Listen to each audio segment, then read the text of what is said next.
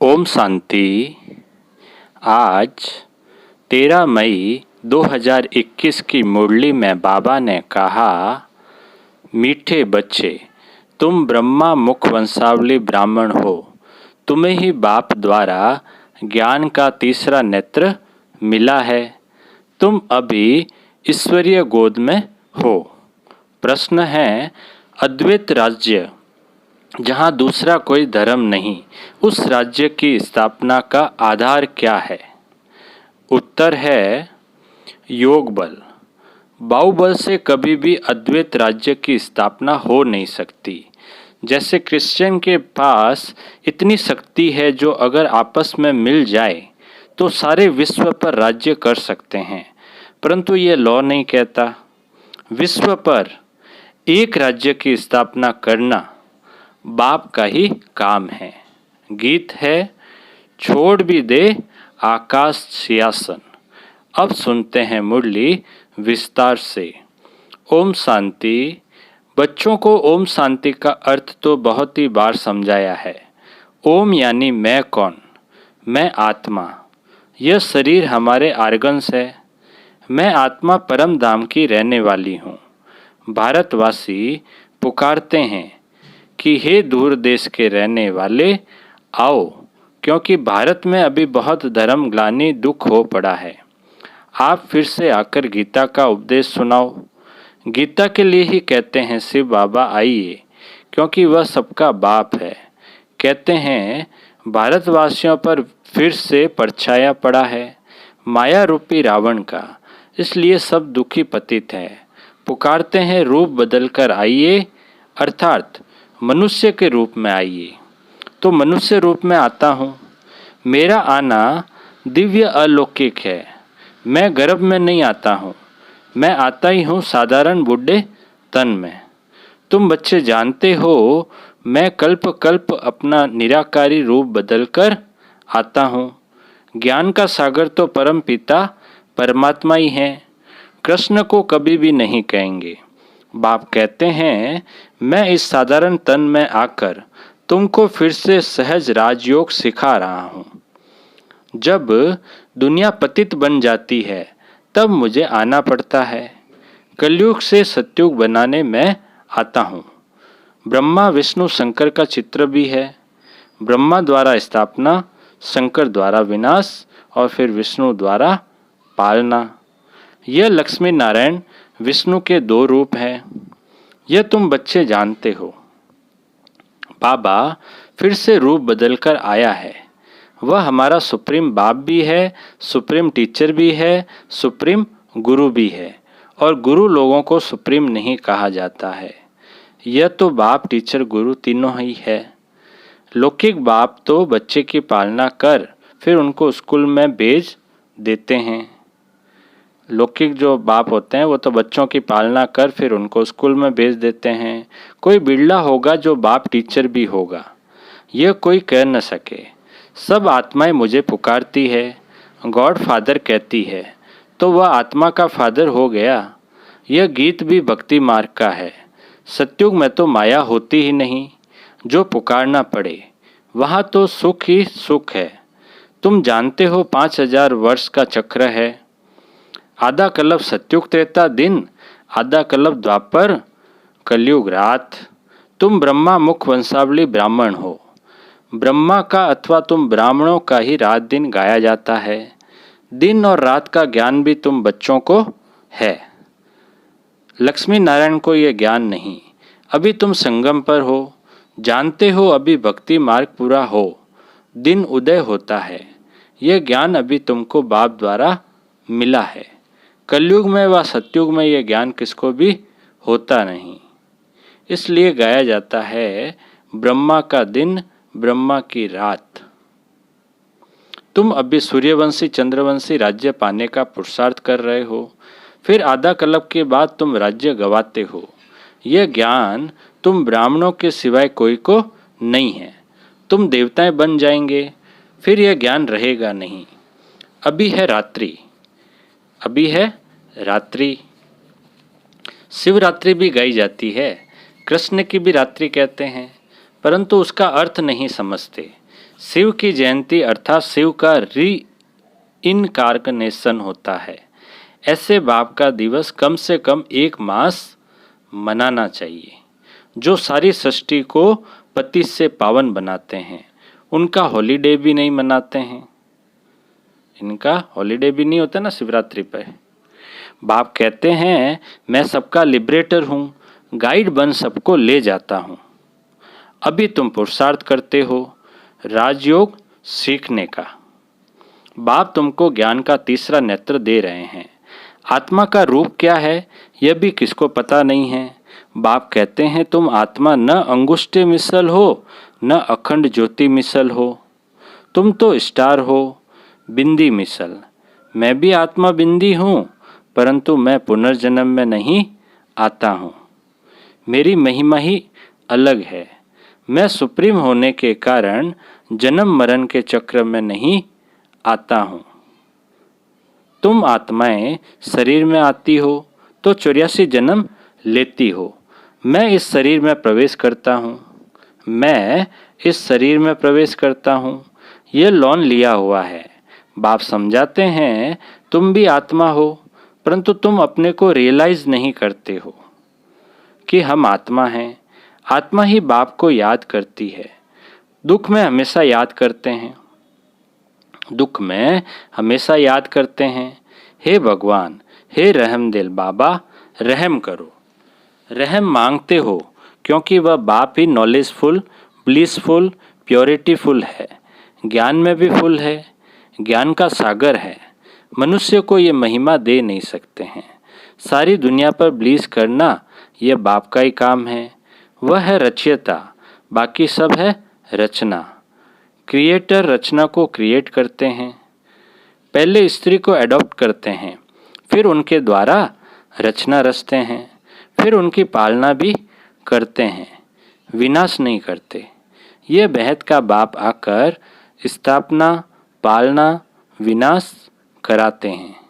ये बेहद का बाप आकर स्थापना, पालना, विनाश कराते हैं।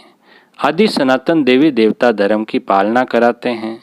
सतयुग आदि में फट से राजधानी स्थापन हो जाती है और धर्म वाले तो सिर्फ अपना अपना धर्म स्थापन करते हैं। फिर जब लाखों करोड़ों की अंदाज में वृद्धि हो जाती है तब राजाई होती है। अभी तुम राजधानी स्थापन कर रहे हो। योग बल से तुम सारे विश्व के मालिक बनते हो। योग बल से तुम सारे विश्व के मालिक बनते हो। बाहुबल से कभी कोई विश्व पर राजाई कर नहीं सकता। बाबा ने समझाया है क्रिश्चियन में इतनी ताकत है, वह आपस में मिल जाएं तो सारे विश्व पर राज्य कर सकते हैं, परंतु बाहुबल से विश्व पर राज्य पाएं ये लॉ नहीं कहता। ड्रामा में यह कायदा नहीं है जो बाहुबल वाले विश्व के मालिक बने। बाप समझाते हैं विश्व की बादशाही योग बल से मेरे द्वारा ही मिल सकती है। वहाँ कोई पार्टीशन नहीं है। धरती आकाश सब तुम्हारे होंगे, तुमको कोई टच नहीं कर सकता। उनको कहा जाता है अद्वैत राज्य। उनको कहा जाता है अद्वैत राज्य। यहाँ है अनेक राज्य। बाप समझाते हैं 5000 वर्ष बाद तुम बच्चों को यह राजयोग सिखाता हूँ। क्या बात समझाते हैं बाबा कि 5000 वर्ष बाद तुम बच्चों को यह राजयोग सिखाता हूँ। कृष्ण की आत्मा अब सीख रही है। कृष्ण पहला नंबर प्रिंस था। वह इस समय 84 जन्म के अंत में आकर ब्रह्मा बने हैं। यह बच्चों को समझाया है सृष्टि का चक्र कैसे फिरता है। बाप फिर से स्वर्ग की स्थापना कर रहे हैं। अनेक धर्म विनाश होने हैं जरूर, एक धर्म की स्थापना हो जाएगी। भारत ही 100% साल्वेंट धर्म श्रेष्ठ था। देवताओं के कर्म भी श्रेष्ठ थे। उन्हों की ही महिमा गाई हुई है। सर्वगुण संपन्न पहले पहले पवित्र थे, अभी पतित बने हैं। फिर बाप आकर स्त्री पुरुष दोनों को पवित्र बनाते हैं।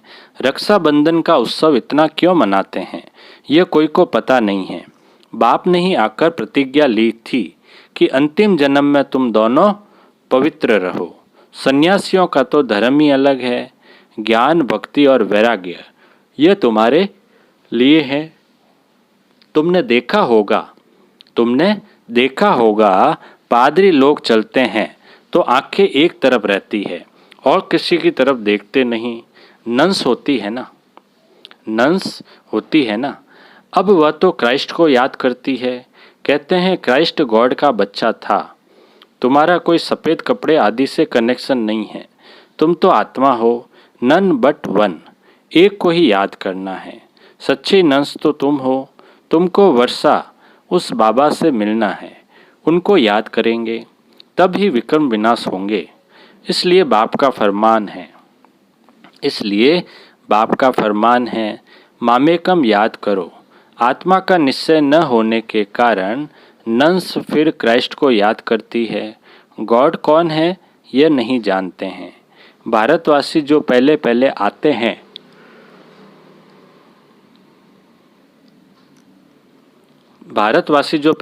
आते हैं वह नहीं जानते हैं। लक्ष्मी नारायण को यह सृष्टि का ज्ञान थोड़ी है, न वह त्रिकालदर्शी है। त्रिकालदर्शी तुम ब्राह्मण बनते हो। तुमको कौड़ी से बदले हीरे जैसा बाप बनाते हैं। अब तुम ईश्वरीय गोद में हो। तुम्हारा यह अंतिम जन्म बहुत अमूल्य है। भारत की खास दुनिया की आम तुम रूहानी सेवा करते हो। बाकी वह तो है जिस्मानी सोशल वर्कर्स। तुम हो रूहानी। तुमको सिखाने वाला सुप्रीम रूह है। हर एक आत्मा को बोलो बाप को याद करो। बाप को ही पतित पावन गाया जाता है। तुमको गिरने में 84 जन्म लगते हैं, फिर चढ़ने में 1 सेकंड लगता है।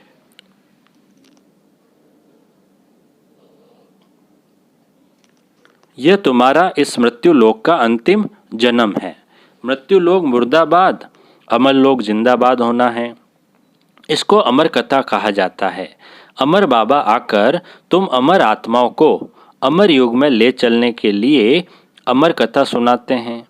बाप कहते हैं अच्छा और बातें भूल जाते हो तो सिर्फ अपने को आत्मा निश्चय कर मुझे एक बाप को याद करो। बुद्धि का योग मेरे साथ लगाओ तो तुम्हारे पाप भस्म हो और तुम पुण्य आत्मा बन जाएंगे। तुम मनुष्य से देवता बनते हो, यह नई बात नहीं है। 5000 वर्ष बाद बाप आकर तुमको वर्षा देते हैं। रावण फिर श्राप देते हैं। यह है खेल। भारत की ही कहानी है। ये बातें बाप ही समझाते हैं। कोई भी वेद शास्त्र आदि में नहीं है। इसलिए गॉड फादर को ही नॉलेजफुल, पीसफुल, ब्लिसफुल कहा जाता है। तुमको भी आप समान। बाबा कहते हैं गॉड फादर को ही नॉलेजफुल, पीसफुल, ब्लिसफुल कहा जाता है। तुमको भी आप समान बनाते हैं। तुम भी पूज्य थे, फिर पुजारी बनते हो।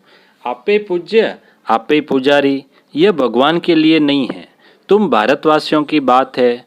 तुम पहले सिर्फ एक शिव की भक्ति करते थे, अव्यभिचारी भक्ति की, फिर देवताओं की भक्ति शुरू की, फिर नीचे उतरते आए। अब फिर से तुम देवी देवता बन रहे हो। जो थोड़ा पढ़ते हैं वह प्रजा में चले जाएंगे।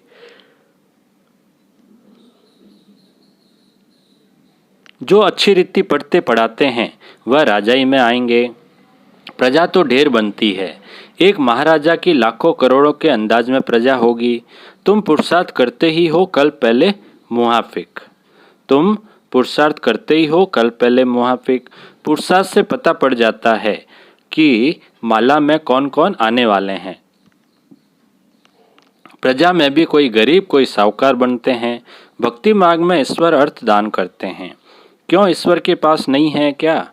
या तो कहते हैं कृष्ण अर्पणम, परंतु वास्तव में होता है ईश्वर अर्पणम। मनुष्य जो कुछ करते हैं उनका फल दूसरे जन्म में मिलता है, एक जन्म के लिए मिल जाता है। अब बाप कहते हैं मैं आया हूँ तुमको 21 जन्म का वर्षा देने। मेरे अर्थ डायरेक्ट कुछ भी करते हो तो 21 जन्म के लिए उसकी प्राप्ति तुमको हो जाती है। इनडायरेक्ट करते हो तो एक जन्म के लिए अल्पकाल का सुख मिल जाता है। बाप समझाते हैं यह तुम्हारा सब मिट्टी में मिल जाना है, इसलिए इसको सफल कर लो। तुम ये रूहानी हॉस्पिटल कम यूनिवर्सिटी खोलते जाओ, जहाँ से सब एवर हेल्दी एवर वेल्दी बनेंगे। इससे बहुत इनकम होती है, इनसे बहुत इनकम होती है। योग से हेल्थ और चक्र को जानने से वेल्थ। तो घर घर में ऐसी यूनिवर्सिटी कम हॉस्पिटल खोलते जाओ। बड़ा आदमी है तो बड़ा खोले, जहाँ बहुत आ सके। बोर्ड पर लिख दो, जैसे नेचर क्योर वाले लिखते हैं। बाप सारी दुनिया की नेचर बदल प्योर बना देते हैं। इस समय सभी इनप्योर है। सारी दुनिया को एवर हेल्दी एवर वेल्दी बनाने वाला बाप है, जो अब तुम बच्चों को पढ़ा रहे हैं।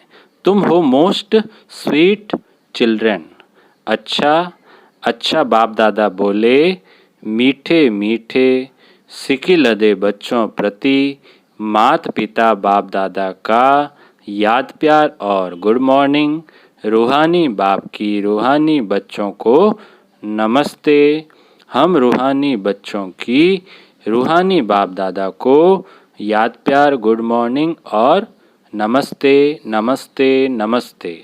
सदा रहेंगे हंसते हंसते, बन जाएंगे फरिश्ते। वाह बाबा वाह, वाह मेरा भाग्य। अब पूरी मुरली में से धारणा के लिए जो मुख्य सार है, पहला है अपनी इस अमूल्य जीवन को रूहानी सेवा में लगाना है। खास भारत आम सारी दुनिया की सेवा करनी है। दूसरा पॉइंट है धारणा का, अपना सब कुछ सफल करने के लिए डायरेक्ट ईश्वर अर्थ अर्पण करना है। रूहानी हॉस्पिटल और यूनिवर्सिटी खोलनी है। अब मीठे बाबा का मीठा मीठा वरदान। संपूर्ण समर्पण की विधि द्वारा सर्वगुण संपन्न बनने के पुरुषार्थ में सदा विजयी भव। संपूर्ण समर्पण की विधि द्वारा सर्वगुण संपन्न बनने के पुरुषार्थ में सदा विजयी भव। विस्तार है, संपूर्ण समर्पण उसे कहा जाता है जिसके संकल्प में भी बॉडी कॉन्शियस न हो। अपने देह का भान भी अर्पण कर देना, मैं फलानी हूँ, यह संकल्प भी अर्पण कर संपूर्ण समर्पण होने वाले सर्व गुणों में संपन्न बनते हैं।